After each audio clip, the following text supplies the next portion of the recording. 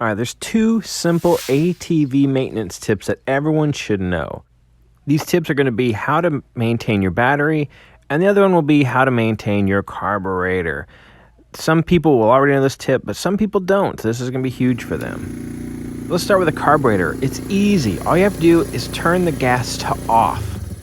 Not reserve, not to on, but to off, and then let the gas completely run all the way out of the machine. So you just leave it running and wait until it dies on its own. That means that will let you know that the gas has completely run out of the carburetor and it is clean and ready to store. Now afterwards, make sure you do turn your key off so the battery doesn't go dead. Next tip, super duper easy. You need to put an automatic float charger on your battery. These are the two easiest things you can do for your machine. I'm going to take this a step further, especially for you UTV or side-by-side ATV guys. Sometimes it's hard to get these connectors onto those batteries, so I'm going to permanently mount these. I'm going to show you how I do that.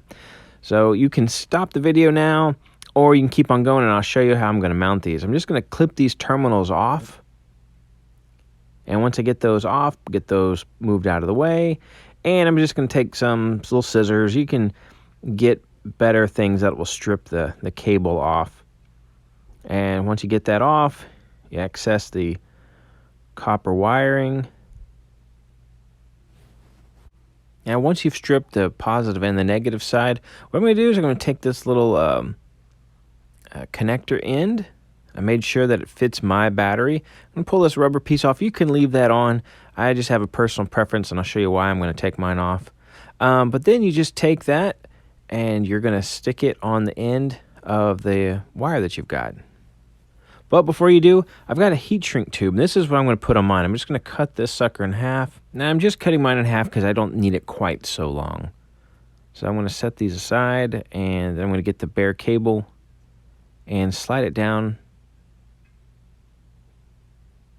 Put the red on, and then put one on the other side. So once I get that on, I'm going to fold the copper wire down. I'm going to fold it a couple different times and then twist it all together. And then I'll add my connector end to that. I'm just going to put the metal piece only on the bit of the cable that I've twisted up. And I'm going to take some vice grips and I'm going to pinch this down. Now, when I get that off there, you can see that that's actually on there really good and tight. So I'm going to do that to both sides. Now I'm going to go ahead and slide the heat shrink cable back up there, and we'll go ahead and pinch this side off too. Show you from the side. All right, now I have both sides pushed on there, clamped on there, and I'm going to slide the heat shrink cable back up. And I'm going to take this little lighter and just melt that down. There we go. I'll do both terminals, and then it's ready to go. I'm going to mount this sucker permanently. So if I didn't tell you already, I got this float charger at Harbor Freight, and I even got the terminals and everything I needed at Harbor Freight as well. So what we're going to do now is I'm just going to put the negative on the negative side and the positive over onto the positive side.